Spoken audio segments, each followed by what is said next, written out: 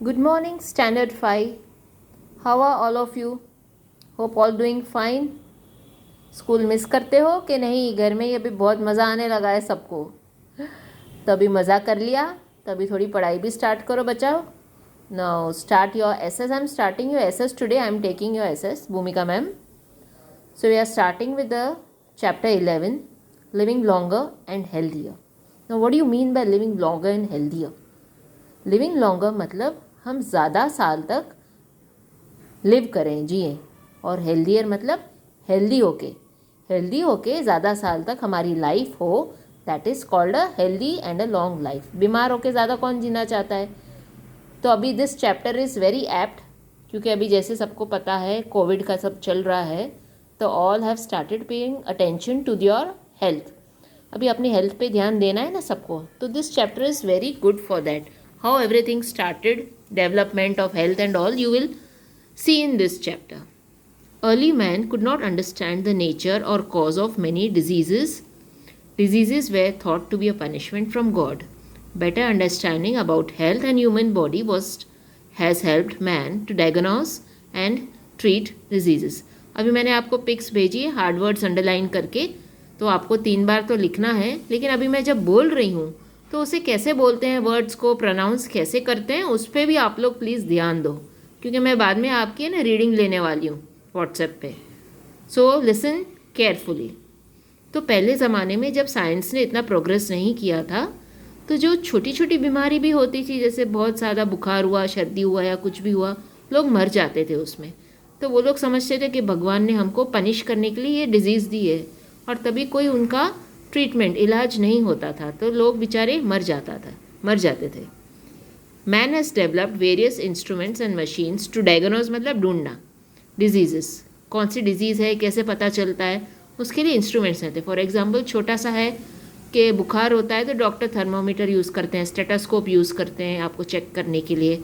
उसके आगे अगर कुछ कॉम्प्लिकेट है तो आपकी ब्लड टेस्ट या और कोई टेस्ट होती है, तो उसमें इंस्ट्रूमेंट्स यूज़ किए जाते हैं. तो ये सब बहुत बाद में डेवलप हुआ. तो जो अभी साइंस में मेडिकल की जो अलग अलग ट्रीटमेंट्स के तरीके हैं, एक है एलोपैथी जो टैबलेट्स डॉक्टर देते हैं, होम्योपैथी, आयुर्वेद, नेचुरोपैथी. तो ये अलग अलग तरीके से हम कोई भी बीमारियों को ठीक कर सकते हैं या उसका इफेक्ट कम कर सकते हैं. Medical instruments and machines. Clinical thermometer, as I said, ये किसने बनाया था? डेनियल फेरेनाइट ने इन 1715. इनका यहाँ पे फोटो भी दिया गया है. और थर्मोमीटर तो आई थिंक सबने देखा होगा. The thermometer is a simple instrument consisting of a glass tube having a bulb at the lower end filled with mercury. The calibrations of the tube are marked in Celsius. जो उसकी reading है वो आप देख सकते हो, ऐसे mark की है, नंबर्स हैं वहाँ पे, उसको कैलिब्रेशंस कहा जाता है. और जो उसका टेम्परेचर मापने का वो सी यानी सेल्सियस डिग्रीज में होता है या फ़ारेनहाइट में. ये फ़ारेनहाइट नाम इनके गैब्रियल डेनियल फ़ारेनहाइट पे ही डिराइव किया हुआ है. तो जो हमारे बॉडी का टेम्परेचर, नॉर्मल टेम्परेचर कितना होता है?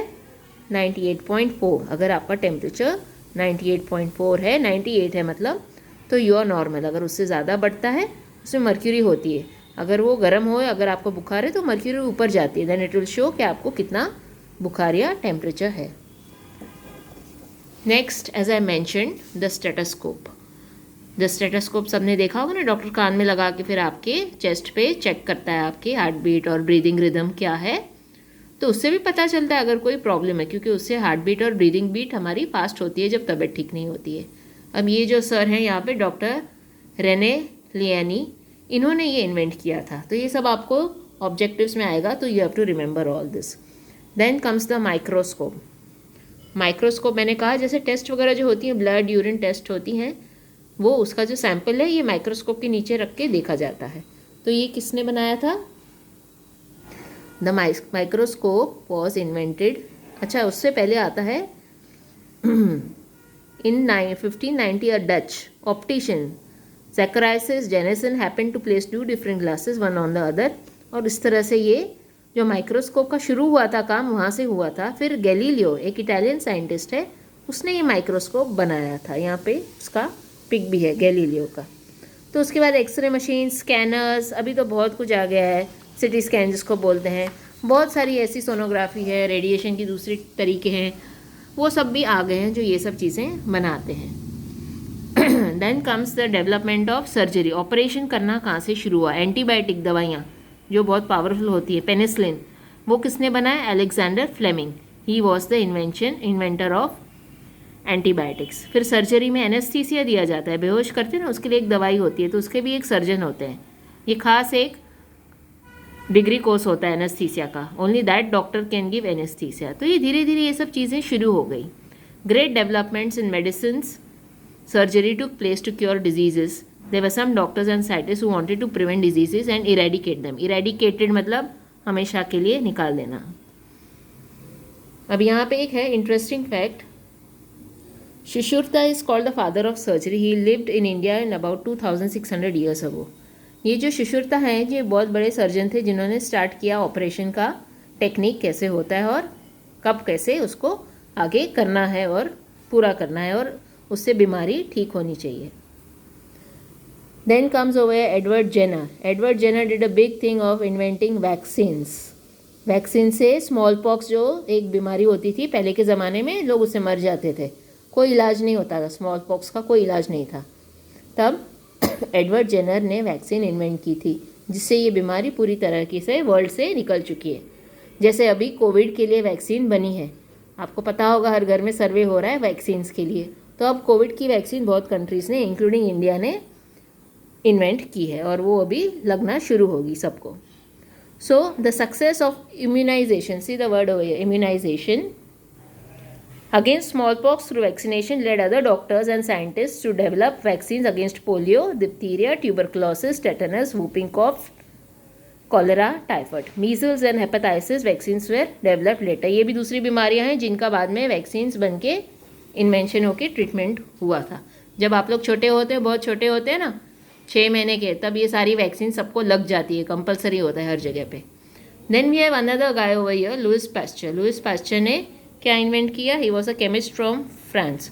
उसने दूध में जो बैक्टीरिया होती है उसको कैसे हम किल कर सकते हैं और उस दूध को हमारे लिए हेल्दी कर सकते हैं, उस प्रोसेस को इन्वेंट किया जिसे हम उनके नाम से जानते हैं, पैस्चराइजेशन। क्योंकि उससे भी बहुत सारी बीमारियां होती थी और पानी को कैसे बॉयल करना चाहिए उन्होंने ये स्टार्ट किया था ताकि उसमें गंदी बैक्टीरिया मर जाए।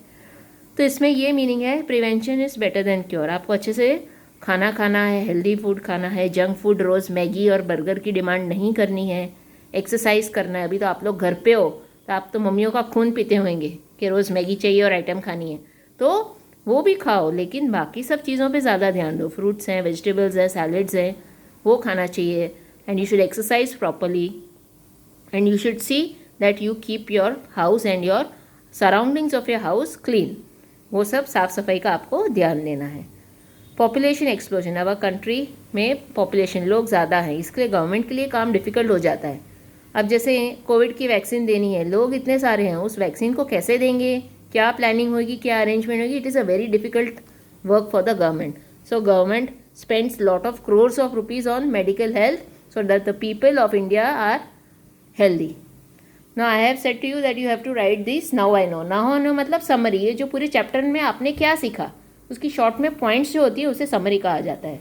So please read that properly. If you have any difficulty you can message me और कॉल मी।